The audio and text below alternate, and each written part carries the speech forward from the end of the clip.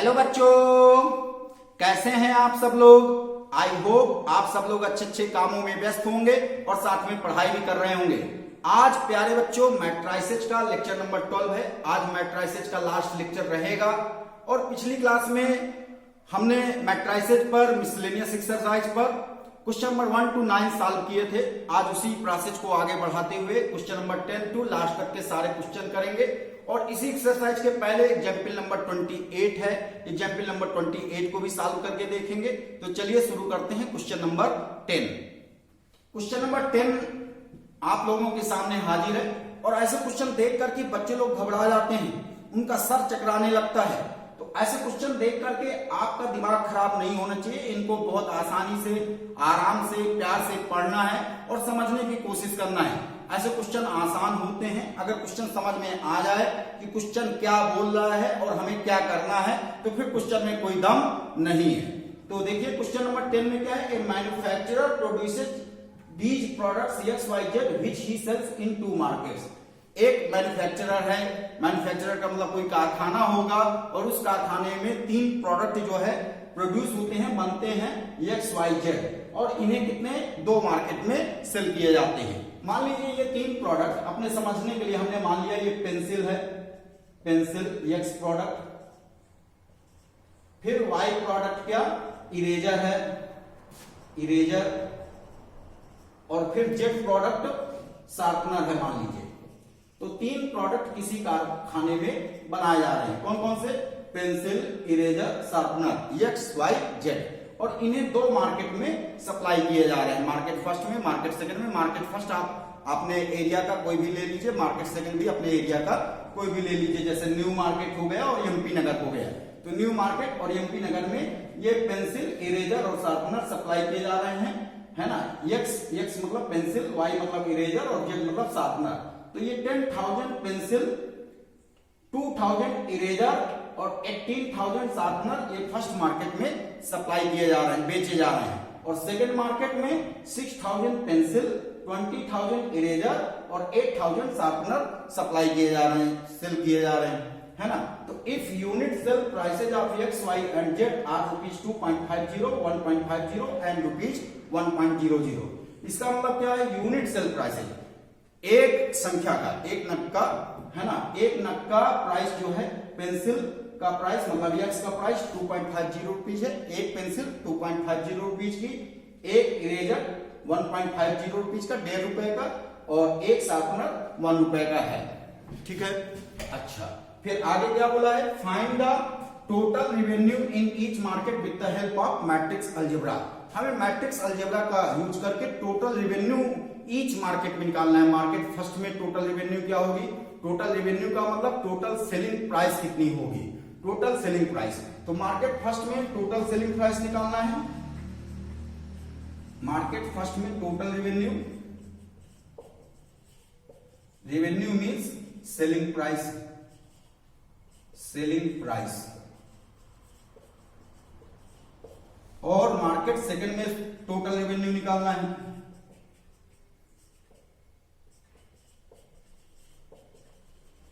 Total revenue निकालना है और किससे निकालना है, with the help of matrix algebra. Matrix algebra का यूज करके निकालना है। अच्छा अगर हमें मैट्रिक्स अलजेब्रा का यूज नहीं करना होता तो हम क्या करते, एक पेंसिल, ये यूनिट सेल प्राइस दिया है, यूनिट सेल प्राइस का मतलब एक पेंसिल, एक इरेजर, एक शार्पनर का प्राइस दिया है ना। तो 2.50 रुपीज की एक पेंसिल है और ये टोटल कितने 10,000 बेची जा रही है ना। तो ये होता क्या, पेंसिल का 10,000 इंटू 2.50। फिर एक इरेजर कितने का 1.50 रुपीज का और कितना 2,000 इरेजर बेचे जा रहे हैं। तो 2,000 इंटू 1.50। फिर 18,000 शार्पनर बेचे जा रहे हैं और एक शार्पनर कितना ₹1 का है। तो 18,000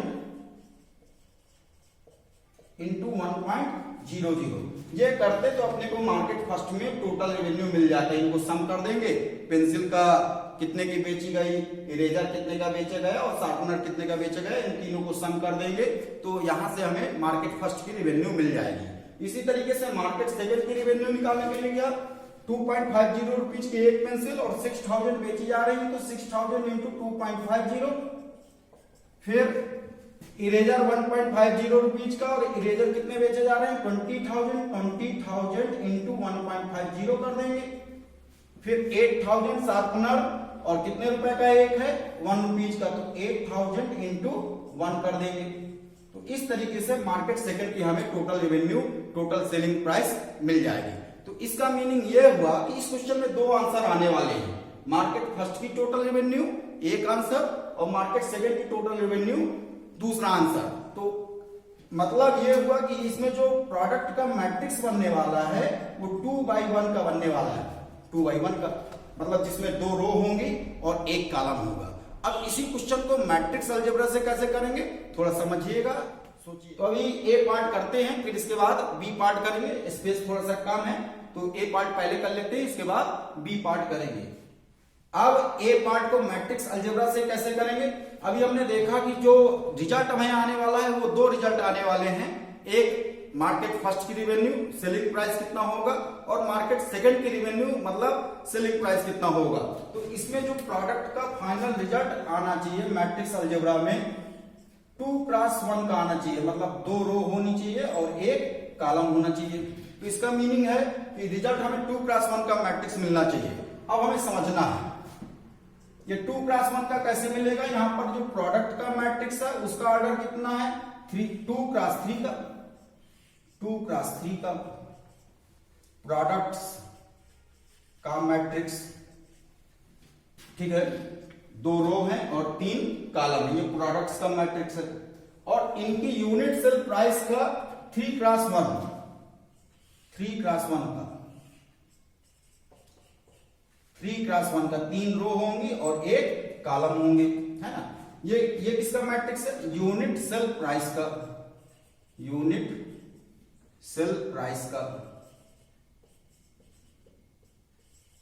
और इसे मैं 3x1 कॉलम वाइज क्यों लिया, रो वाइज क्यों नहीं लिया, ताकि जो है प्रोडक्ट इन दोनों मैट्रिक्स का हो जाए और जो रिजल्ट आए वो 2x1 मैट्रिक्स का मिले, इसीलिए मैंने इसे ऐसा लिया, है ना। और यहां पर मैट्रिक्स का मल्टीप्लिकेशन होगा, क्यों, क्योंकि फर्स्ट वाले मैट्रिक्स में नंबर ऑफ कॉलम सेकंड वाले मैट्रिक्स के नंबर ऑफ रोज इक्वल है, तो इनका मैट्रिक्स का मल्टीप्लिकेशन तो होगा, और जो प्रोडक्ट करने के बाद रिजल्ट आएगा वो फर्स्ट वाले मैट्रिक्स के नंबर ऑफ रो और सेकंड वाले मैट्रिक्स के नंबर ऑफ कॉलम मतलब 2x1 का मिलेगा।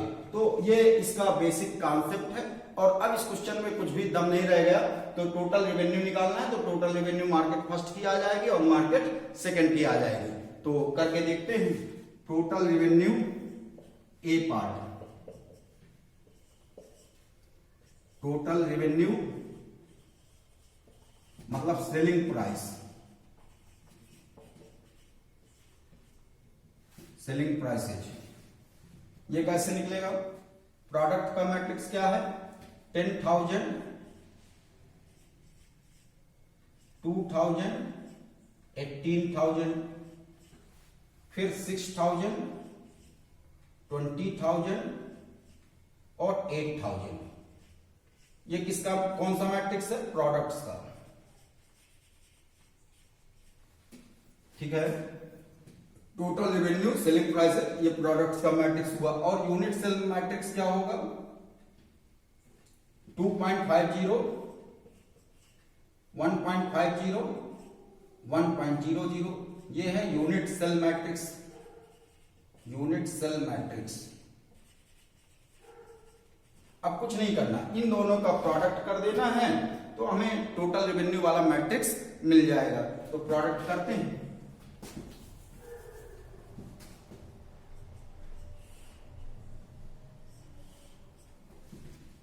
पहले वाले मैट्रिक्स का फर्स्ट रो और इसका फर्स्ट कॉलम 10,000 इंटू 2.50,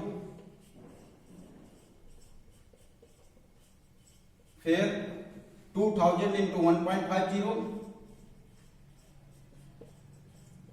फिर 18,000 इंटू 1,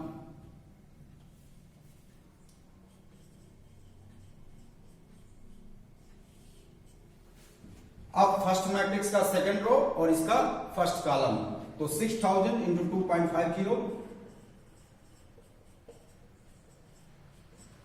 फिर 20,000 इंटू 1.50 और 8,000 इंटू 1।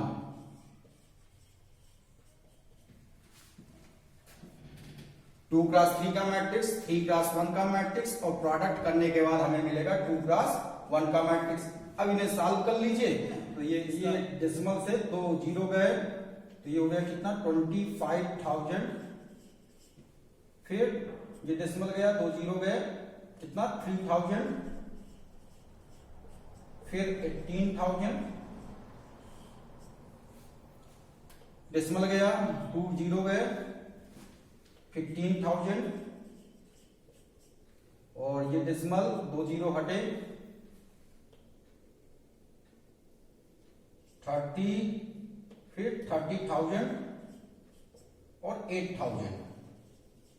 अब इनका सम कर लीजिए तो मार्केट फर्स्ट और मार्केट सेकंड की रेवेन्यू आ जाएगी कितना 25, 3, 28, 28 और 8, 36, 36, 46,000, 15, 3, 30, 45, 45 और 8, 53, 53,000। तो इस तरीके से मार्केट फर्स्ट में टोटल रेवेन्यू कितनी होगी या टोटल सेलिंग प्राइस कितना होगा 46,000 और मार्केट सेकंड में 53,000 की सेलिंग प्राइस होगी। तो यहां पर अपना आंसर ऐसे लिख सकते हैं, रेवेन्यू, टोटल रेवेन्यू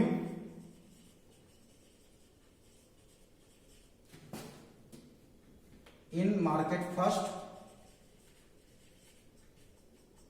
46,000 रुपीज की,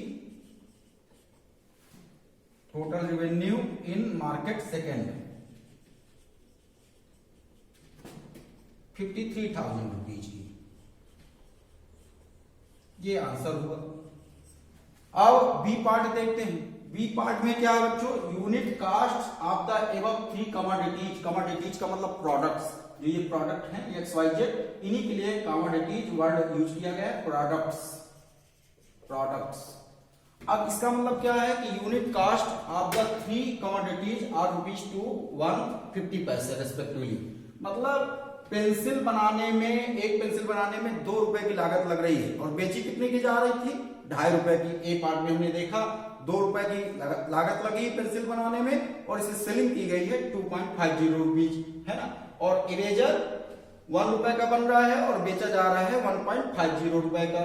शार्पनर 50 पैसे का बन रहा है और बेचा जा रहा है कितने का 1 रुपए का। मतलब पेंसिल, इरेजर, शार्पनर, इन तीनों का एक एक नंबर बेचने में जो है 50-50 पैसे का प्रॉफिट लिया जा रहा है। ठीक है, तो आगे बोला गया है फाइंड द ग्रॉस प्रॉफिट, हमें ग्रॉस प्रॉफिट निकालना है। तो कास्ट का मतलब इनके बनाने में कितनी लागत लगी, है ना। तो इसको कैसे करेंगे, जैसे अभी सेलिंग प्राइस का लिए मैट्रिक्स निकाले थे उसी तरीके से हम कास्ट का मैट्रिक्स निकाले ले रहे हैं। तो कास्ट मैट्रिक्स, कास्ट मैट्रिक्स कैसे निकलेगी, प्रोडक्ट्स वाला मैट्रिक्स जैसे पिछले पार्ट में किए हैं। 10,000, 2,000, 18,000, 6,000, 20,000, 8,000। ये है प्रोडक्ट्स का मैट्रिक्स, प्रोडक्ट्स मैट्रिक्स। और यूनिट कास्ट मैट्रिक्स क्या 2.00, 1.00 और ये 50 पैसे नहीं लिखना, ये पैसे में है तो इसको रुपीज में कन्वर्ट करना पड़ेगा। 50 पैसे का मतलब 0.50 रुपीज, तो 0.50। अब ये है unit cast matrix.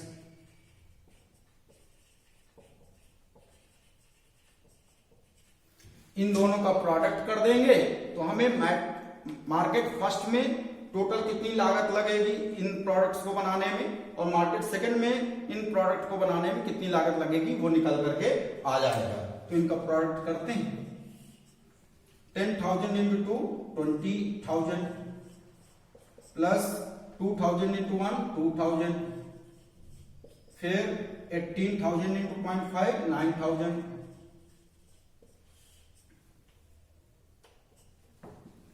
6,000 into 2 12,000, 20,000 into 1 20,000, 8,000 into 0.5 4,000। ये निकल करके आया। अब इन्हें सम कर लें तो 20, 22, 22, 22 और 9 31,000, 12, 20, 32, 32 और 4 से 36,000। तो इस तरीके से मार्केट फर्स्ट में प्रोडक्ट्स को बनाने में 31,000 रुपीज का खर्चा आएगा और मार्केट सेकंड में प्रोडक्ट्स ये तीनों XYZ प्रोडक्ट्स को बनाने में 36,000 का खर्चा आएगा। ये क्या है? कास्ट मैट्रिक्स, टोटल प्रोडक्ट बनाने का टोटल कास्ट मैट्रिक्स। अब आगे हमसे बोला गया है find the gross profit. Gross profit का मतलब हमें आप लोगों को मालूम है कि कोई भी चीज जितने में बन करके तैयार होती है उससे ज्यादा में बेची जाती है। तो पार्ट ए में हमने सेलिंग का मैट्रिक्स बनाए थे, सेलिंग का मैट्रिक्स 2x1 का आया था और यहाँ पर ये कास्ट का मैट्रिक्स आया है। तो सेलिंग मैट्रिक्स में से कास्ट मैट्रिक्स माइनस कर देंगे तो ग्रॉस प्रॉफिट का मैट्रिक्स मिल जाएगा। तो ग्रॉस प्रॉफिट का मैट्रिक्स क्या होगा? ग्रॉस प्रॉफिट मैट्रिक्स ये होगा सेलिंग मैट्रिक्स, जितने में बेचा गया है वो, माइनस कॉस्ट मैट्रिक्स, लागत वाला मैट्रिक्स। जितने में प्रोडक्ट बेचे गए हैं उनमें से जितनी लागत लगी है उनको माइनस कर देंगे तो ग्रॉस प्रॉफिट का मैट्रिक्स हमें मिल जाएगा। तो सेलिंग मैट्रिक्स कितना निकल करके आया था बच्चों? 46,000 और 53,000। कास्ट मैट्रिक्स अभी निकला है, टोटल कास्ट मैट्रिक्स कितना? 31,000 और 36,000। इन्हें सॉल्व कर लेते हैं।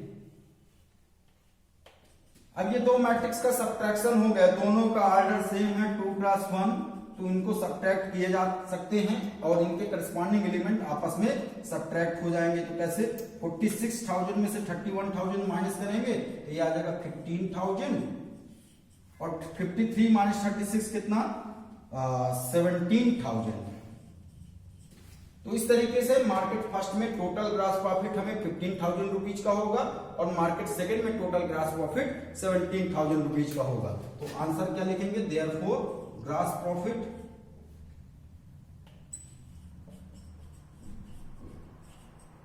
इन मार्केट फर्स्ट 15,000 रुपीज का और gross profit in market second ये होगा 17,000 रुपीज का। ये अपना बी पार्ट का आंसर होगा।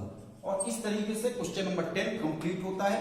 आप लोगों ने देखा कि इस क्वेश्चन में कोई भी दम नहीं था। अगर आपने क्वेश्चन की लैंग्वेज समझ ली, क्वेश्चन समझ लिया, तो फिर इस क्वेश्चन में कोई दम नहीं था। अब अपन देखते हैं क्वेश्चन नंबर 11। क्वेश्चन नंबर 11 एक बेहतरीन सा क्वेश्चन है और क्वेश्चन नंबर 11 में क्या है? Find the matrix capital X। हमें मैट्रिक्स कैपिटल X निकालना है। इस क्वेश्चन में पूरा का पूरा मैट्रिक्स कैपिटल X फाइंड करना है सो दैट, और ऐसा निकालना है कि matrix capital X into this matrix, ये मैट्रिक्स और ये मैट्रिक्स का प्रोडक्ट, ये मैट्रिक्स निकल करके आना चाहिए। तो ये इंपॉर्टेंट क्वेश्चन है। कैपिटल X और ये मैट्रिक्स का प्रोडक्ट ये आना चाहिए। तो ऐसा क्वेश्चन आप तभी कर सकते हैं जब आपका मैट्रिक्स मल्टीप्लिकेशन का फंडा क्लियर हो, है ना। तो यहाँ पर दो मैट्रिक्स, एक X मैट्रिक्स है और दूसरा मैट्रिक्स 1 2 3 4 5 6 ये है, और इनका जो रिजल्ट मिलना चाहिए X मैट्रिक्स और इस मैट्रिक्स का प्रोडक्ट करने के बाद जो रिजल्ट आना चाहिए वो ये मैट्रिक्स निकल करके आना चाहिए। अब ये वाले मैट्रिक्स का ऑर्डर कितना है? 2x3।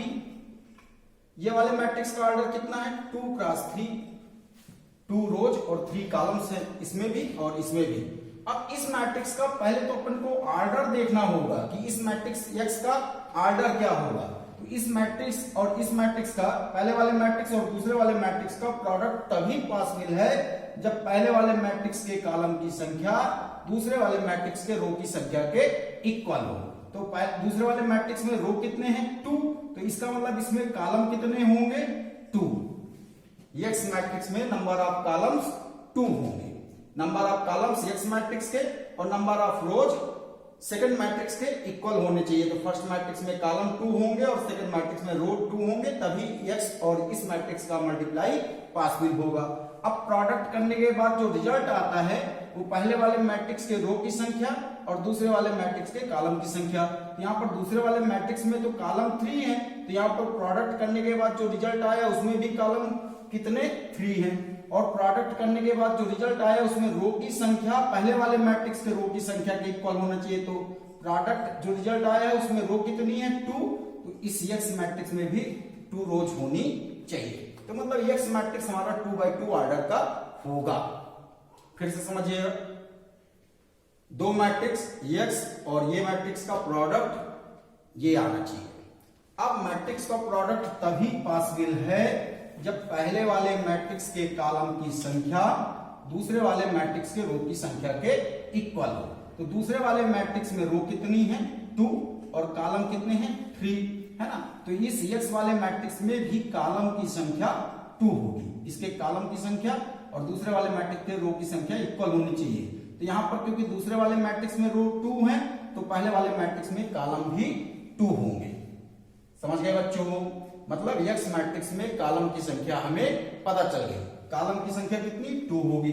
फिर इन दोनों मैट्रिक्स को प्रोडक्ट करने के बाद जो रिजल्ट मिलता है वो पहले वाले मैट्रिक्स के रो और दूसरे वाले मैट्रिक्स के कॉलम के बराबर मिलता है ना। तो प्रोडक्ट का जो रिजल्ट आता है वो 2 × 3 ऑर्डर का यहाँ आना चाहिए। तो यहाँ पर कॉलम की संख्या तो 3 है, सेकेंड वाले मैट्रिक्स के कॉलम और प्रोडक्ट का रिजल्ट का भी कॉलम की संख्या 3 है। तो जो पहला वाला मैट्रिक्स होगा x, उसमें रो की संख्या क्या होगी, प्रोडक्ट से जो रिजल्ट मिला उसमें कितनी रो हैं उतनी ही रो x मैट्रिक्स में भी होगी। तो x मैट्रिक्स हमारा 2 × 2 ऑर्डर का होगा। तो सबसे पहले हम मान लेते हैं लेट x मैट्रिक्स है हमारा ये A B C D, ये हमने मान लिया। सबसे पहले हमने क्या किया, मैट्रिक्स x का ऑर्डर सोचा कि इस x मैट्रिक्स में कितनी रो और कितने कॉलम होंगे। ये x मैट्रिक्स का ऑर्डर पता करने के बाद इसके एलिमेंट को मान लिया A B C D ये है, और ये x मैट्रिक्स 2 × 2 ऑर्डर का है। अब हमें x मैट्रिक्स मान लिया हमने कितना A B C D ये है, और दूसरा वाला मैट्रिक्स गिवन है 1 2 3 4 5 6, और इन मैट्रिक्स का प्रोडक्ट करने के बाद जो रिजल्ट आया वो है -7 -8 -9 2 4 6 ये। अब इन दोनों मैट्रिक्स को प्रोडक्ट कर लीजिए।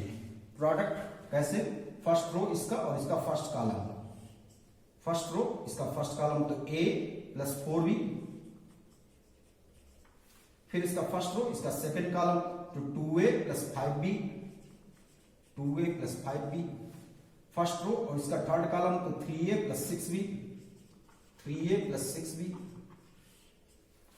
इसका सेकंड रो इसका फर्स्ट कॉलम तो C + 4D, C + 4D, second row second column 2C + 5D, फिर सेकंड रो थर्ड कॉलम 3C + 6D, और ये किसके इक्वल -7 -8 -9 2 4 6। अब ये दोनों बन गए इक्वल मैट्रिसेज, और इक्वल मैट्रिसेज तभी होंगे जब इनके करस्पॉन्डिंग एलिमेंट आपस में बराबर होंगे। ऑर्डर दोनों तरफ सेम है 2 × 3 का, तो करस्पॉन्डिंग एलिमेंट को इक्वेट कर दीजिए। तो ये हो गया कितना A + 4B कितना -7 के, A + 4B बराबर -7, ये हो गई question number first. 2A + 5B किसके बराबर -8 के, तो 2A + 5B = -8 question number 2। 3A + 6B -9 के equal, 3A + 6B = -9 question number third. C + 4D 2 के बराबर, C + 4D 2 के बराबर हुआ, और 2C + 5D 4 के बराबर, 2C + 5D 4 के बराबर, 3C + 6D 6 के बराबर। अब यहां देखिएगा बच्चों 4 अननोन है A B C D, और इक्वेशन अपने पास कितना है 6 है ना। 4 अननोन को सॉल्व करने के लिए हमारे पास 4 इक्वेशन होनी चाहिए, मिनिमम 4 इक्वेशन होनी चाहिए। तो यहाँ पर 6 है, और बहुत आसानी से हम A B C D की वैल्यू फाइंड कर सकते हैं। तो कैसे करें, ए और बी केवल इन तीन इक्वेशन में आया तो ए और बी तो इन तीन इक्वेशन से निकल जाएगा और सी और डी इन तीन इक्वेशन से निकल जाएगा, है ना। हालांकि दो ही इक्वेशन से निकल जाएगा। तो पहले अपन इस इक्वेशन के फर्स्ट में 2 का मल्टीप्लाई कर ले रहे हैं, तो 2a plus 8b equal to हो गया -14। फर्स्ट इक्वेशन में 2 का मल्टीप्लाई किया, 2a plus 8b equal to -14। और सेकंड इक्वेशन को सेम रखते हैं, तो 2a plus 5b equal to -8। दोनों इक्वेशन को क्या करें, सब्ट्रैक्ट कर दें। सब्ट्रैक्ट करने पर साइन चेंज हो जाएगा, 2a कटकटा जाएंगे, 8b माइनस 5b कितना 3b और -14 प्लस 8 कितना -6। तो b की वैल्यू आ गई -2, b निकल करके आया -2। अब b की वैल्यू आप इक्वेशन फर्स्ट में रख दें, सेकंड में रख दें, थर्ड में रख दें, किसी में भी रखें, a की वैल्यू फाइंड हो जाएगी, है ना। तो फर्स्ट इक्वेशन से फ्रॉम फर्स्ट से a प्लस 4b, b की वैल्यू कितनी आई है -2 इज इक्वल टू -7। तो a माइनस 8 इक्वल टू -7। तो a की वैल्यू आ गई 8 -7 मतलब 1, a की वैल्यू आई 1। अब चौथी पांचवी से या पांचवी छठवीं से किन्हीं दो इक्वेशन को लेकर के आप सी और डी की फाइंड कर सकते हैं इसी तरह से। तो मान लीजिए अपन ले रहे हैं कौन सी, चौथी और पांचवी इक्वेशन। तो चौथी इक्वेशन क्या है, c प्लस 4d और पांचवी इक्वेशन है 2c प्लस 5d। तो चौथी इक्वेशन में 2 का पहले मल्टीप्लाई कर लें, तो 2c plus 8d is equal to 4। चौथी इक्वेशन में 2 का मल्टीप्लाई किया। पांचवी इक्वेशन बिल्कुल सेम रख रहे हैं, 2c plus 5d is equal to 4। दोनों को क्या करें, सब्ट्रैक्ट कर दें। सब्ट्रैक्ट करेंगे तो 2c कटकटाएंगे, 8d माइनस 5d हो जाएगा कितना 3d, 4 माइनस 4 कैंसिल 0 हुआ, ठीक। तो यहां से d की वैल्यू कितनी आई बच्चों 0, d 0 निकल करके आया। और d की वैल्यू आप तीसरे में, चौथे में, पांचवें में, छठवें में किसी भी इक्वेशन में पुट कर दीजिए, c निकल आएगा। तो मान लीजिए फ्रॉम इक्वेशन फोर्थ में हम d की वैल्यू पुट कर रहे हैं, फ्रॉम इक्वेशन फोर्थ से c plus 4d equal to कितना है 2, d की वैल्यू आई है 0, तो c plus 4 into 0 equal to 2। तो c की वैल्यू निकल करके आई 2। इस तरीके से a b c d चारों की वैल्यू निकल गई। तो हमारा मैट्रिक्स x क्या होगा, तो देयरफॉर मैट्रिक्स x क्या था a की वैल्यू कितनी आई है 1, b मैट्रिक्स b की वैल्यू कितनी आई है -2, c की वैल्यू कितनी आई है 2 और d की वैल्यू कितनी आई है 0। तो ये x मैट्रिक्स निकल करके आया। ऐसे क्वेश्चन के लिए आपको मैट्रिक्स मल्टीप्लिकेशन का कॉन्सेप्ट बहुत तगड़ा होना चाहिए, है ना। तो सबसे पहले ऐसे क्वेश्चन में हम क्या करेंगे, मैट्रिक्स x का ऑर्डर सोचेंगे कि मैट्रिक्स x का ऑर्डर क्या होगा, और फिर उसके एलिमेंट्स अपन मान लेंगे और फिर जो कंडीशन इसमें दी है उस कंडीशन को अप्लाई करते हुए मैट्रिक्स x को फाइंड कर लेंगे। तो इसको छाप लीजिए, फिर इसके बाद करते हैं नेक्स्ट क्वेश्चन। क्वेश्चन नंबर 12 में क्या गिवन है, if a and b are square matrices. सबसे पहले तो बोला गया कि a और b स्क्वायर मैट्रिसेस हैं, मतलब a और b में रो और कॉलम की संख्या इक्वल है ना। तो if a and b are square matrices, तो गिवन क्या क्या है, गिवन दैट है a and b are square matrices, ये गिवन है a और b स्क्वायर मैट्रिसेस है। आप द सेम ऑर्डर, तो दोनों का ऑर्डर भी सेम है, आप the same order.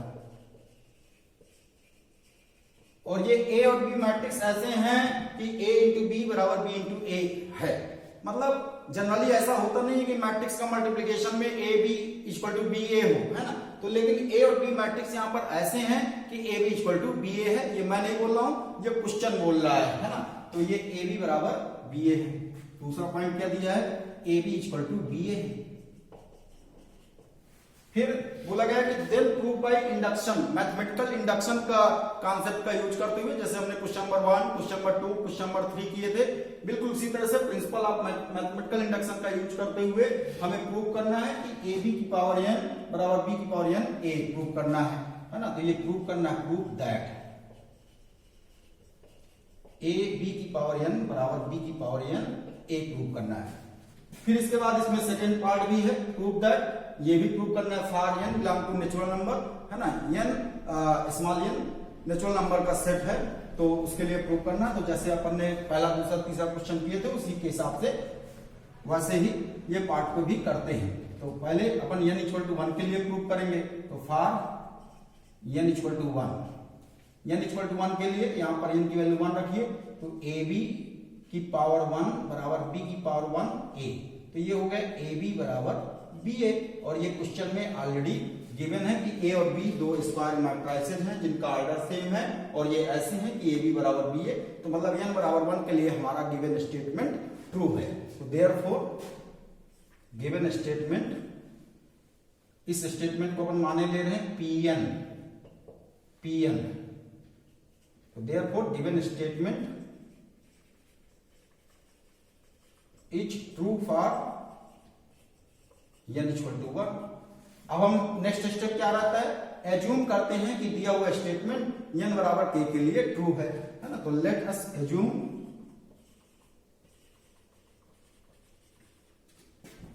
Given statement is true for n equal to k। हमने ये एज्यूम कर लिया कि दिया हुआ स्टेटमेंट n बराबर k के लिए ट्रू है, और इसे प्रूफ नहीं करना है। तो इसका मतलब क्या हो गया, दैट इज pk स्टेटमेंट क्या हो गया, pk ab की power k equal to b की पावर k a, और इसे मान ले रहे हैं कि question number first. Now we have to prove given statement is true for n equal to k plus 1। Now we have to prove given statement is true for n equal to k plus 1। n equal to k plus 1 के लिए अपन prove करेंगे। आपको mathematical induction के principal में यही तो सिखाया गया है कि n इक्वल टू 1 के लिए आपको प्रूव करना है, ट्रू दिखाना है, दिखा चुके। n इक्वल टू k के लिए हमने एज्यूम कर लिया, इसे प्रूव नहीं करना है, और n बराबर k प्लस 1 के लिए आपको प्रूव अगेन करना है, n बराबर k प्लस 1 के लिए। तो n बराबर k प्लस 1 के लिए अपना स्टेटमेंट क्या हो जाएगा, pk प्लस 1, और ये हो जाएगा a b की power k plus 1 equal to b की पावर k प्लस 1 a। ये प्रूव करना है। तो इसका पहले हम लेफ्ट पार्ट ले लेते हैं। लेफ्ट पार्ट में क्या है, a b की पावर k प्लस 1, और b की पावर k प्लस 1 को क्या लिख सकते हैं, a b की power k into b। b की पावर k प्लस 1 को लिख दिया, b की पावर k इंटू b, है ना, ऐसा लिख दिया। अब यहां से a b की power k equal to b की पावर k a, ये हमने एज्यूम किया है, ये ट्रू है ना, इसे प्रूफ नहीं किया था। तो a b की पावर k को हम क्या लिख सकते हैं, b की पावर k इंटू a। तो a b की पावर k की जगह लिख देते हैं b की power k into a, b की पावर k इंटू a। कहां से, फ्रॉम क्वेश्चन फर्स्ट से, a b की power k equal to b की पावर k इंटू a, ये लिख दिया। a b की पावर k की जगह b की पावर k इंटू b लिख दिया। अब b की power k into a into b लिखा, ठीक है ना। अब a b की जगह क्या लिख सकते हैं, ba लिख सकते हैं, a b की जगह ba लिख सकते हैं, क्योंकि ये क्वेश्चन में गिवन है। तो इसकी जगह लिख दिया b की पावर k और b इंटू a। क्यों, क्योंकि a b बराबर ba है। क्वेश्चन बोल रहा है जनरली a b ba बराबर नहीं होते, लेकिन यहां पर क्वेश्चन में गिवन है a b बराबर ba है। अब ये b की पावर k और b ये क्या हो जाएंगी, इनकी पावर ऐड हो जाएगी, तो ये हो जाएगा b की power k plus 1 into a, और ये b की power k plus 1 into a, यही राइट हैंड साइड था। तो RHS में अपन पहुंच गए, RHS आ गया। तो इसे अपन मैथमेटिकल इंडक्शन से प्रूव कर दिया। देयरफॉर गिवन स्टेटमेंट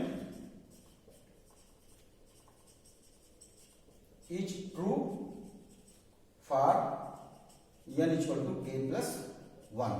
और अगर कोई भी स्टेटमेंट n इक्वल टू 1 के लिए ट्रू है, ट्रू हमने दिखा दिया, n बराबर k के लिए एज्यूम कर लिया, और n बराबर k प्लस 1 के लिए भी प्रूव कर दिया, तो given statement is true for n बराबर k प्लस 1। तो इसका मतलब n बिलोंग टू हर एक नेचुरल नंबर के लिए भी ये स्टेटमेंट ट्रू है। Therefore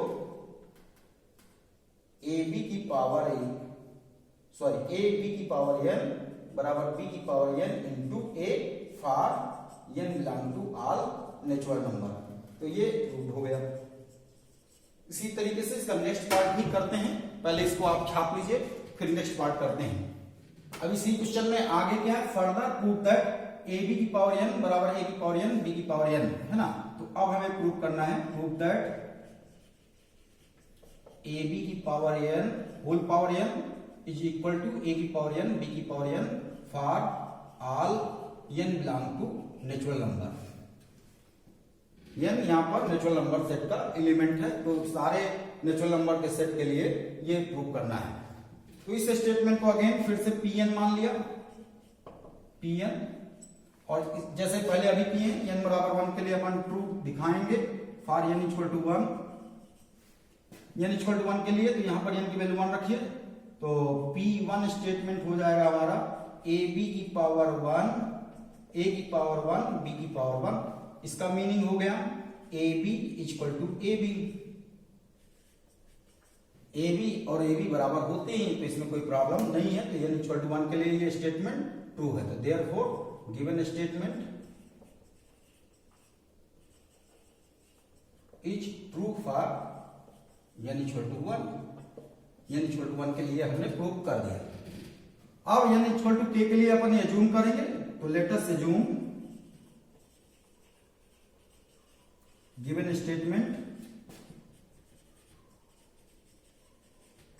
is true for n equal to k। हमने मान लिया कि दिया हुआ स्टेटमेंट n बराबर k के लिए ट्रू है। Let us assume given statement is true for n equal to k, that is p के स्टेटमेंट हमारा होगा क्या, a b की power k is equal to a की पावर k b की पावर k। इसको मान लेते हैं क्वेश्चन नंबर फर्स्ट। अब now we have to prove given statement is true for n equal to k plus 1। Now we have to prove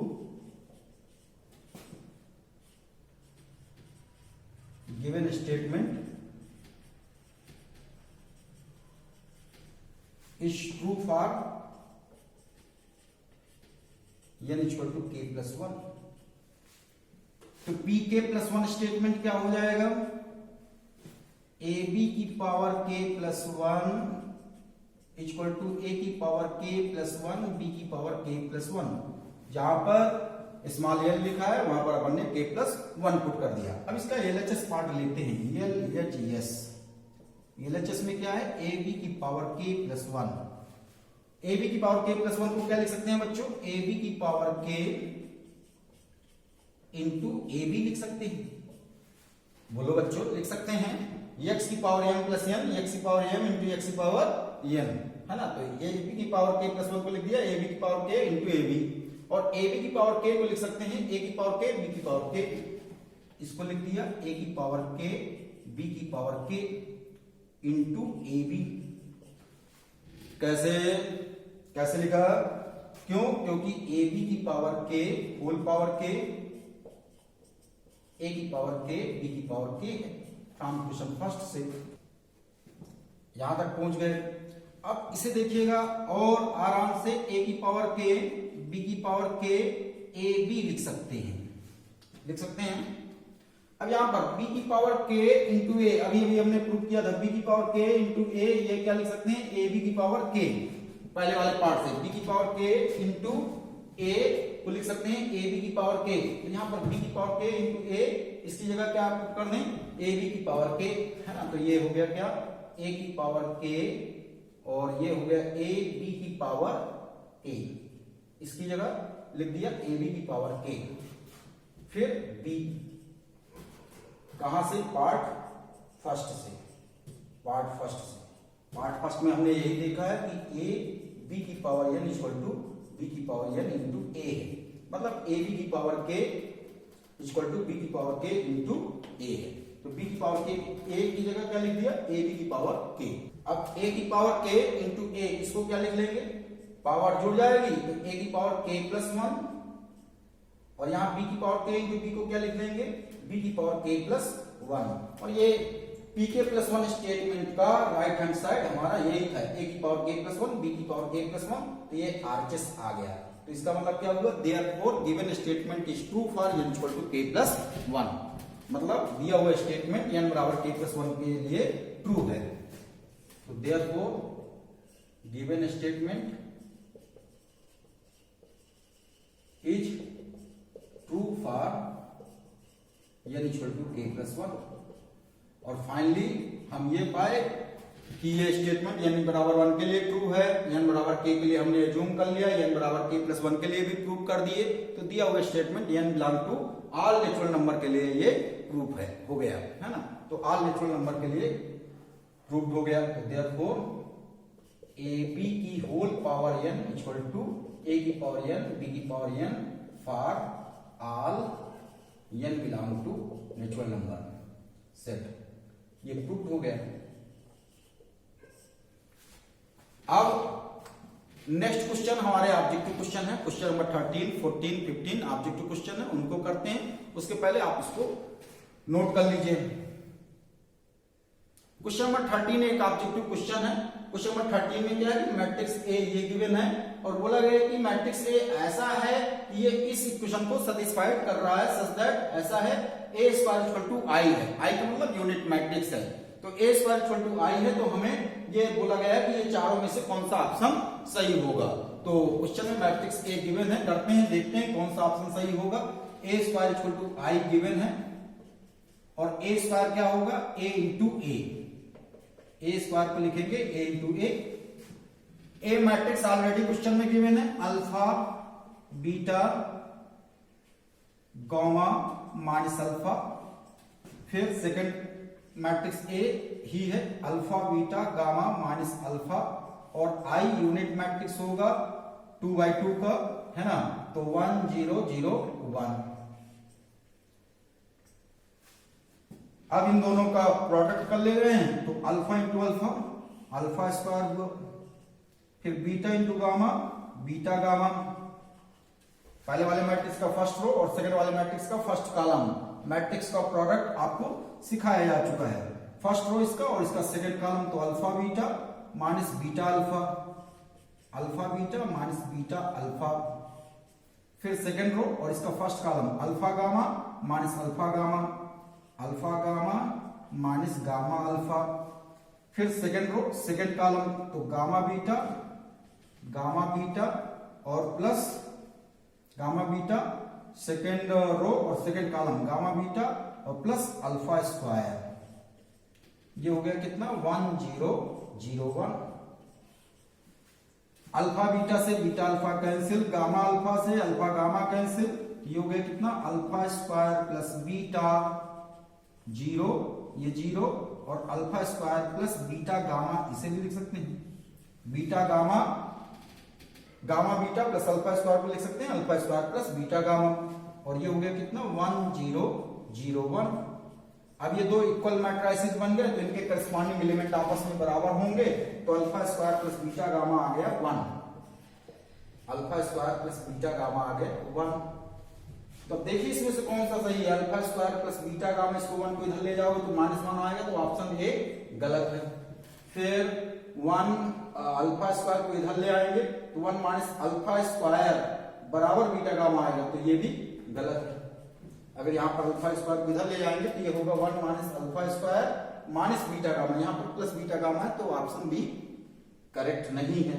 फिर C option में देखते हैं, अल्फा स्क्वायर को इधर ले जाइए, बीटा गामा को भी इधर ले जाइए, तो 1 minus alpha square minus beta gamma equal to 0, तो ऑप्शन सी करेक्ट है, तो आंसर सी हुआ। अब इसी तरह से ऑब्जेक्टिव क्वेश्चन 14 देखते हैं। क्वेश्चन नंबर 14 में क्या है बच्चों, if the matrix A is both symmetric and skew symmetric then, तो इन चारों में कौन सा ऑप्शन करेक्ट होगा। मतलब मैट्रिक्स ए हमारा सिमेट्रिक मैट्रिक्स भी है और स्क्यू सिमेट्रिक मैट्रिक्स है, तो फिर मैट्रिक्स ए क्या होगा। तो ये आपको पहले भी ऑलरेडी बताया जा चुका है कि ये जीरो मैट्रिक्स होता है। जीरो मैट्रिक्स ऐसा होता है कि जो सिमेट्रिक मैट्रिक्स और स्क्यू सिमेट्रिक मैट्रिक्स दोनों होता है, तो यहाँ पर ऑप्शन 20 करेक्ट है। और इसे अपन प्रूव भी कर सकते हैं कि जीरो मैट्रिक्स सिमेट्रिक मैट्रिक्स और स्क्यू सिमेट्रिक मैट्रिक्स क्यों होगा, उसका प्रूफ देखिएगा। क्योंकि क्वेश्चन में गिवन है ए सिमेट्रिक मैट्रिक्स है, ए सिमेट्रिक मैट्रिक्स है, इसका मतलब ए ट्रांसपोज ए के इक्वल होगा। क्यों? क्योंकि ए इज सिमेट्रिक मैट्रिक्स, ए हमारा सिमेट्रिक मैट्रिक्स है, और ए अगर सिमेट्रिक मैट्रिक्स है तो ए ट्रांसपोज ए के बराबर होगा। ये हो गई क्वेश्चन नंबर फर्स्ट। और ए स्क्यू सिमेट्रिक मैट्रिक्स है तो ए ट्रांसपोज माइनस ए के बराबर भी होगा। क्यों? क्योंकि A is skew symmetric matrix.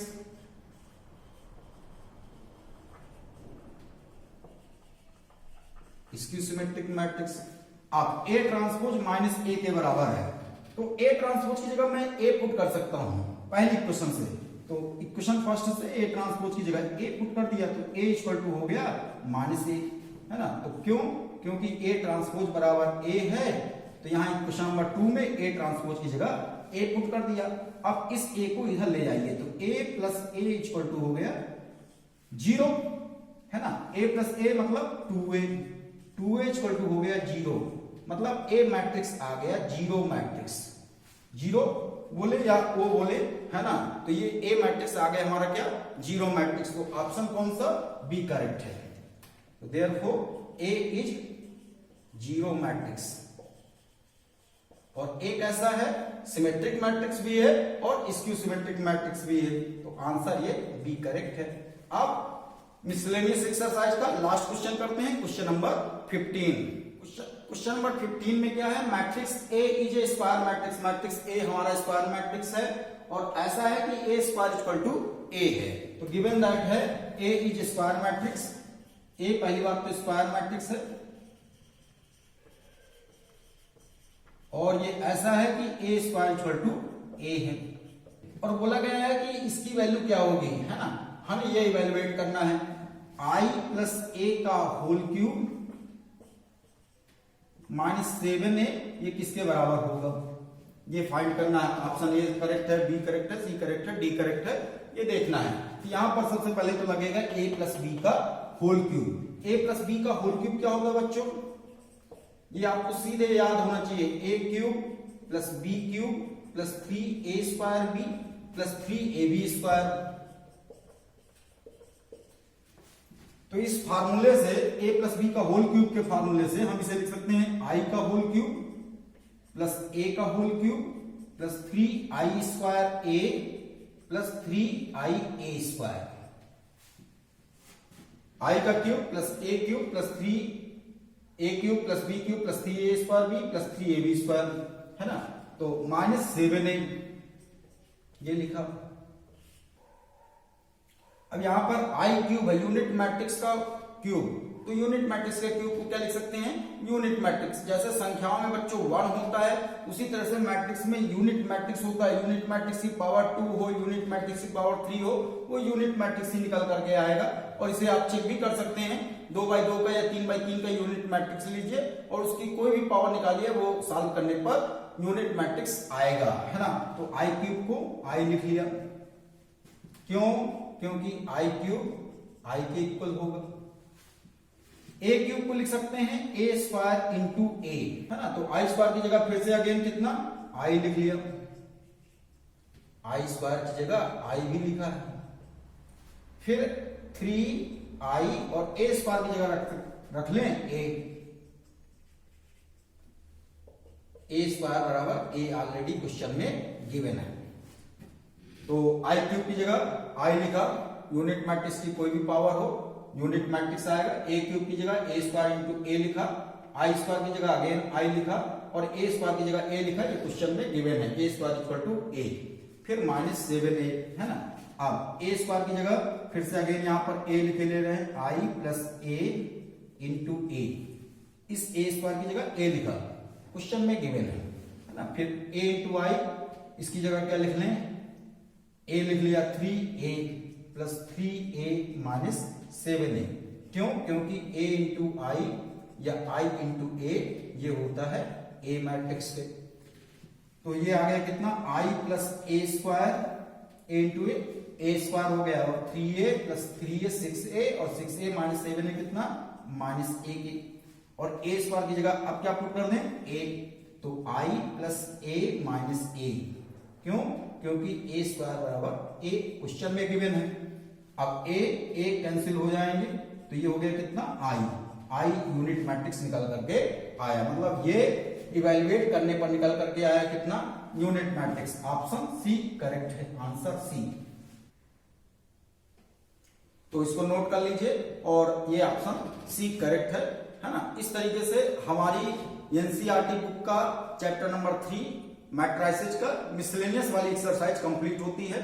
और नेक्स्ट चैप्टर में आने से पहले हम एक सॉल्व एग्जाम्पल नंबर 28 देखते हैं और फिर नेक्स्ट क्लास से हम न्यू चैप्टर डिटर्मिनेंट स्टार्ट करेंगे। तो चलिए देखते हैं एग्जाम्पल नंबर 28। और फिर एग्जाम्पल नंबर 28 एक बहुत प्यारा सा क्वेश्चन है और एग्जाम में भी कई बार आ चुका है, तो ध्यान से देखिएगा बच्चों। ये एक इंपॉर्टेंट क्वेश्चन है, एग्जाम्पल नंबर 28 सॉल्व एग्जाम्पल है एनसीईआरटी बुक में, है ना। तो इसमें मैट्रिक्स ए गिवन है, मैट्रिक्स बी गिवन है, मैट्रिक्स सी गिवन है। 3 मैट्रिक्स आप लोगों को दिए गए हैं, matrix A, matrix B, matrix C. Find A matrix D, और हमें एक चौथा मैट्रिक्स डी पाना है और ऐसा पाना है कि such that C D minus A B O हो। ओ का मतलब जीरो मैट्रिक्स हो, है ना। तो यहां पर क्वेश्चन में गिवन है C D minus A B equal to zero matrix, C D minus A B equal to zero matrix. और मैट्रिक्स डी हमें ऐसे पाना है कि इस इक्वेशन को डी मैट्रिक्स सेटिस्फाइड करे, है ना। तो सबसे पहले डी मैट्रिक्स पाने के पहले हमें यह सोचना पड़ेगा कि डी मैट्रिक्स का ऑर्डर क्या होगा, डी मैट्रिक्स का ऑर्डर क्या होगा। अब देखिएगा ए बी सी तीनों मैट्रिक्स का ऑर्डर 2x2 है, 2x2 है। तो यहां पर सी मैट्रिक्स का ऑर्डर क्या है, 2x2। डी मैट्रिक्स का ऑर्डर मुझे मालूम नहीं है, नहीं मालूम है। ए मैट्रिक्स का ऑर्डर क्या है, 2x2। बी मैट्रिक्स का ऑर्डर क्या है, 2x2। ए बी सी तीनों 2x2 मैट्रिक्स के 2x2 ऑर्डर के मैट्रिक्स हैं। अब सी और डी मैट्रिक्स का यहां पर प्रोडक्ट हो रहा है, तो ये प्रोडक्ट तभी पॉसिबल है जब सी वाले मैट्रिक्स में कॉलम की संख्या और डी वाले मैट्रिक्स में रो की संख्या इक्वल होगी। तो मतलब सी वाले मैट्रिक्स में कॉलम की संख्या 2 है तो डी वाले मैट्रिक्स में रो की संख्या भी 2 होगी। तो डी वाले मैट्रिक्स के रो की संख्या तो हमें पता चल गई, इसके रो पता चल गए, रो कितना होगा 2। डी मैट्रिक्स में रो नंबर ऑफ रोज 2 होंगे। अब सी और डी का प्रोडक्ट करने के बाद जो रिजल्ट आएगा उसमें सी वाले मैट्रिक्स के रो 2 और डी वाले मैट्रिक्स के कॉलम के बराबर आएगा, लेकिन कॉलम की संख्या अभी हमें मालूम नहीं है। तो मतलब सी इंटू डी का प्रोडक्ट से जो रिजल्ट मिलेगा उसका order 2 cross question mark. Question mark का मतलब अभी हमें डी वाले मैट्रिक्स के कॉलम की संख्या नहीं मालूम है। अब इधर देखिएगा, इधर ए और बी का प्रोडक्ट होगा क्योंकि इसके कॉलम की संख्या ए के बी के रो की संख्या के इक्वल है। और पहले वाले मैट्रिक्स ए में नंबर ऑफ रोज 2 हैं और दूसरे वाले मैट्रिक्स में नंबर ऑफ कॉलम्स 2 हैं, तो इनका जो प्रोडक्ट करने के बाद मैट्रिक्स आएगा उसका ऑर्डर पहले वाले मैट्रिक्स के रो और दूसरे वाले मैट्रिक्स के कॉलम के बराबर आएगा, 2x2। तो सी डी में कॉलम की संख्या नहीं मालूम, लेकिन ए बी में ए बी का ऑर्डर हमें मालूम है कितना, 2x2। अब ये 2 क्रॉस क्वेश्चन मार्क और ए बी 2x2 का है, इन दोनों मैट्रिक्स का सब्ट्रैक्शन है। तो सब्ट्रैक्शन तो बेटा बच्चों तब पॉसिबल है जब दोनों मैट्रिक्स का ऑर्डर सेम हो। तो यहां पर ये क्वेश्चन मार्क वाला आ गया कितना, 2। तो ये दोनों का ऑर्डर सेम होना चाहिए, मतलब ये क्वेश्चन मार्क मतलब जो डी वाले मैट्रिक्स का कॉलम होंगे वो कितने, 2 होंगे। तो डी मैट्रिक्स में कॉलम की संख्या भी कितनी, 2 होगी। तो इस क्वेश्चन को करने के पहले आपको सबसे पहले ये सोचना पड़ेगा कि डी मैट्रिक्स में रो कितनी होंगी और कॉलम कितना होगा, मतलब मैट्रिक्स डी का ऑर्डर कितना होगा। फिर से देखिएगा, C into D minus A B बराबर 0 मैट्रिक्स है। सी मैट्रिक्स का ऑर्डर 2x2 है। डी मैट्रिक्स का ऑर्डर मुझे नहीं मालूम है, डी मैट्रिक्स किस ऑर्डर का लूं ये अभी मालूम नहीं है। तो यहां पर सी वाले मैट्रिक्स में कॉलम की संख्या 2 है तो डी वाले मैट्रिक्स में भी रो की संख्या 2 होगा, तभी सी इंटू डी पॉसिबल है, अदरवाइज सी इंटू डी पॉसिबल नहीं है। तो डी मैट्रिक्स के रो की संख्या 2 होगी। अब डी मैट्रिक्स का मुझे केवल कॉलम की संख्या पता करना है, तो उसके लिए क्या देखा, इधर का कॉन्सेप्ट देखा। ए मैट्रिक्स का ऑर्डर 2x2 है, बी मैट्रिक्स का ऑर्डर 2x2 है, तो इन दोनों का प्रोडक्ट होगा क्योंकि ए वाले मैट्रिक्स के कॉलम की संख्या बी वाले मैट्रिक्स के रो की संख्या इक्वल है, और इन दोनों का प्रोडक्ट करने से जो रिजल्ट आएगा वो पहले वाले मैट्रिक्स ए के रो और दूसरे वाले मैट्रिक्स बी के कॉलम के ऑर्डर का मैट्रिक्स बनेगा। ए बी वाला मैट्रिक्स का रिजल्ट 2 क्रॉस 2 का आएगा। अब इधर वाले में रो तो हमें पता चल गया, पहले वाले मैट्रिक्स के रो, लेकिन दूसरे वाले मैट्रिक्स के कॉलम नहीं मालूम है। तो ये दोनों मैट्रिक्स का सब्ट्रैक्शन है। तो सब्ट्रैक्शन तो तब होता है, एडिशन और सब्ट्रैक्शन तब पॉसिबल है जब दोनों मैट्रिक्स का ऑर्डर सेम हो। तो यहाँ पर ये दोनों मैट्रिक्स का ऑर्डर सेम होना चाहिए, मतलब ये जो दूसरा वाला मैट्रिक्स का क्वेश्चन मार्क लगा है कॉलम की संख्या, उसकी वैल्यू कितनी 2 होगी। तो मतलब मैट्रिक्स डी हमारा 2 क्रॉस 2 का होगा, है ना। तो सबसे पहले हमने मैट्रिक्स डी का ऑर्डर पता कर लिया। अब मान लेते हैं मैट्रिक्स डी हमारा ये है। लेट मैट्रिक्स डी ये हुआ ए बी सी डी, आप कुछ भी मान सकते हैं, डब्ल्यू एक्स वाई जेड भी मान सकते हैं। हमने मान लिया मैट्रिक्स डी ये है, और ये 2/2 का क्यों लिया ये एक्सप्लेन यहां पर किया गया है ना। तो ये डी मैट्रिक्स हो गया। अब क्वेश्चन में गिवन है C D minus A B equal to 0। C matrix दिया है कितना 2 5 3 8। डी मैट्रिक्स कितना है ए बी सी डी माने हैं अपन ने।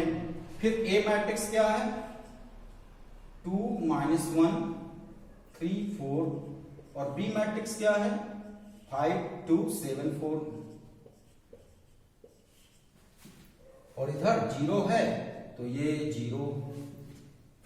अब इन दोनों का मल्टीप्लाई करिए और इन दोनों मैट्रिक्स का मल्टीप्लाई करिए, और फिर इसके बाद सब्ट्रैक्ट कर देंगे। तो इसका मल्टीप्लाई कैसे, इसका फर्स्ट रो इसका फर्स्ट कॉलम, पहले वाले मैट्रिक्स का फर्स्ट रो और सेकंड वाले मैट्रिक्स का फर्स्ट कॉलम, तो 2a प्लस 5c। फिर फर्स्ट रो और इसका सेकंड कॉलम, तो 2b plus 5d। Second row first column तो 3a plus 8c। Second row second column 3b plus 8d। ये हुआ।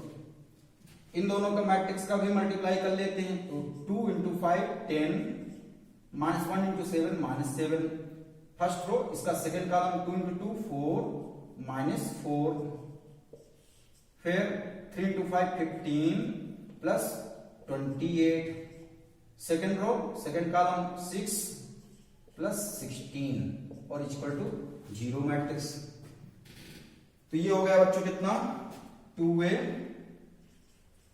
Plus 5c 2b plus 5d 3a plus 8c 3b plus 8d। और इस वाले matrix को right side ले आ रहे हैं, राइट साइड। तो ये हो जाएगा कितना 10 - 7 कितना 3, 4 - 4 0, 28 और 15 43 हो गया, और 22 आ गया। अब ये दोनों हो गए इक्वल मैट्रिसेस। इक्वल मैट्रिसेस तो इनके करस्पॉन्डिंग एलिमेंट आपस में इक्वल होंगे। तो 2a प्लस 5c कितना होगा 2a plus 5c equal to 3। ये क्वेश्चन फर्स्ट हो गई हमारी। 2a प्लस 5c को 3 के बराबर कर दिया। 2b प्लस 5d कितना 0 के बराबर। 2b plus 5d is equal to 0, second equation हो गई। फिर 3a प्लस 8c कितना 43 के बराबर। 3a प्लस 8c 43 हुआ, और 3b प्लस 8d 22 के बराबर। 3b plus 8d 22। 4 equation 4 unknown, और चारों इक्वेशन को सॉल्व करके ABCD की वैल्यू फाइंड कर लेंगे। तो सबसे पहले हम फर्स्ट और थर्ड इक्वेशन देखते हैं। फर्स्ट और थर्ड इक्वेशन में a और c है, तो यहाँ से a और c हमें मिल जाएगा, और सेकंड और फोर्थ इक्वेशन से हमें b और d मिल जाएंगे। तो क्या करें, पहले और तीसरे इक्वेशन को सॉल्व करके a और c निकालना है। तो फर्स्ट इक्वेशन में 3 का मल्टीप्लाई और थर्ड इक्वेशन में 2 का मल्टीप्लाई कर दें, तो ये हो जाएगा 6a प्लस 15c बराबर 9।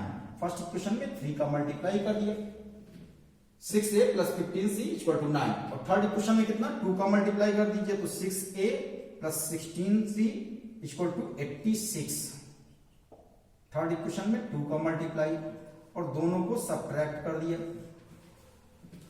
सब्ट्रैक्ट करने पर साइन चेंज हो जाएंगे, 6 से 6 से cancel, 15c minus 16c minus c हुआ, और 9 माइनस 86 कितना बच्चों? -77। तो सी की वैल्यू हमें मिल गई 77। सी निकल करके आ गया 77। अब ये सी की वैल्यू हम कहा इक्वेशन फर्स्ट में पुट कर दें या थर्ड में पुट कर दें? मान लीजिए फर्स्ट में पुट करते हैं तो 2a + 5 और सी की वैल्यू है 77 = 3। तो यहां से a हमें मिल जाएगा। अब 2a बराबर हो गया कितना? 3 माइनस इसे सॉल्व करते हैं। 5 7 जा 35, 3 5 7 जा 35 और 3 38 इतना आया। ये हो गया कितना? माइनस का 382। तो स्मॉल a की वैल्यू निकल करके आई कितना? -191। ए निकल के आ गया, ए आया -191 और सी की वैल्यू है 77। अब इक्वेशन 2 और इक्वेशन 4 से बी और डी फाइंड कर लेते हैं। तो इसमें इक्वेशन 2 में 3 का मल्टीप्लाई कर दें और इक्वेशन नंबर 4 में 2 का मल्टीप्लाई कर लें। अब इतना पहले छाप लीजिए, फिर इसके बाद करते हैं। और इस तरीके से ए की वैल्यू आई -191 और सी आया 77। ए और सी की वैल्यू हमें मिल गई। अब इक्वेशन नंबर 2 और इक्वेशन नंबर 4 से हम बी और डी फाइंड कर लेंगे। तो इक्वेशन नंबर 2 में क्या करें? 3 का मल्टीप्लाई करें और इक्वेशन नंबर 2 में 2 का मल्टीप्लाई करें। ऐसा करने से बी बी कैंसिल हो जाएगा। तो इक्वेशन 2 में 3 का मल्टीप्लाई 6b + 15d = 0। इक्वेशन 2 में 3 का मल्टीप्लाई किया और इक्वेशन 4 में 2 का मल्टीप्लाई करें तो ये हो जाएगा 6b + 16d = 44। फिर दोनों को सब्ट्रैक्ट कर दें। सब्ट्रैक्ट करने पर साइन चेंज होगा और 6b कैंसिल हो जाएगा। 15d - 16d हुआ -d और यहां आ गया -44। तो d की वैल्यू फाइंड हो गई कितनी? 44। d निकल करके आया 44। अब ये d की वैल्यू 44 इक्वेशन 2 में पुट कर दें या इक्वेशन 4 में पुट कर दें? तो मान लीजिए इक्वेशन 2 में पुट करते हैं तो 2b + 5d, d है 44 = 0। इक्वेशन 2 में d की वैल्यू पुट कर दिया तो यहां से आएगा 2b = कितना? -5 × 44। 2 से 44 गया, 22 बचा और ये हो गया कितना? -110। तो b की वैल्यू निकल करके आई -110 और ABCD हमें मिल गए। अब यही ABCD की वैल्यू जो अननोन मैट्रिक्स D था उसमें पुट कर दें। तो मैट्रिक्स D क्या था हमारा? ABCD। A की वैल्यू निकली है कितनी? -191। B की वैल्यू आई है -110 और C की वैल्यू आई है 77 और D की वैल्यू आई है 44। इस तरीके से हमें मैट्रिक्स D मिल गया। इस तरीके से एग्जाम्पल नंबर 28 कंप्लीट होता है और आज से मैट्रिक्स भी कंप्लीट होती है। अब प्यारे बच्चों नेक्स्ट क्लास से हम लोग एक नया चैप्टर नंबर 4 NCERT बुक का डिटर्मिनेंट्स पढ़ेंगे।